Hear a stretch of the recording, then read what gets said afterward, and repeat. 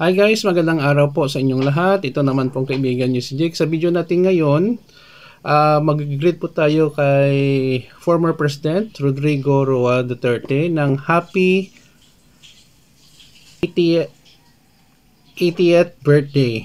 Today, March 28, 2025. Before tayo guys magsimula, magpapasalamat muna ako sa lahat ng mga followers, subscribers, viewers ng channel ko. Maraming salamat po sa inyong walang sawang panonood at suporta. Kung bago lang kayo sa channel ko at gusto nyo na ang video na ito, paki-like lang po, share, and huwag kalimutang mag-subscribe.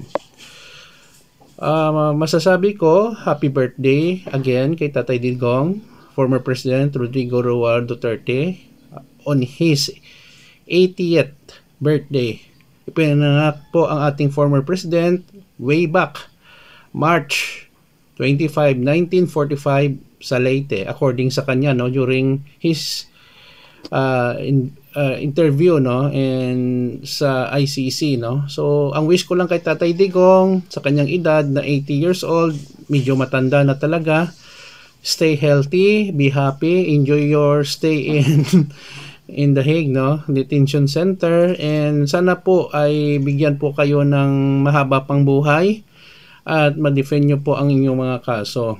Alam nyo guys, no, kahit gano'n lang po ang ating presidente, marami din siyang nagawa, no, na mabuti para sa bayan. Hindi na natin maisa-isa kasi madami din. Kaso lang, yun nga, ang war on drugs, okay sana. Kaso ang pamaraan, no, na pagsugpo sa droga ay napakahirap din.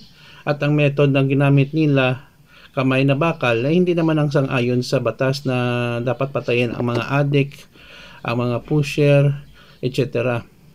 Kung makikita natin, if you are very observant, karamihan ng napapatay ay mga small time na mga mga pusher and drug lords, no? In the allegation, Peter Lim, hindi naman ang mga big time na mga drug personalities hindi rin nahuhuli or napapatay. Ang mga pipitsugin lang nagtitinda ng marijuana, ng shabu, or mga user, yun lang po ang karamihan na bibiktima ng war on drugs, no?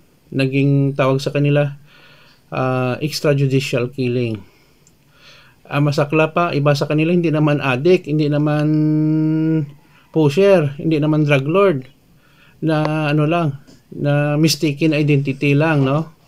At saka iba minors din. So yun lang po guys. Happy birthday again kay Tatay Digong. Keep safe everyone. Mahal ko kayo. Ingat po tayo palagi. Please like, share, and huwag kalimutang mag-subscribe sa channel ko. Ito naman pong kaibigan nyo si Jake. Paalam.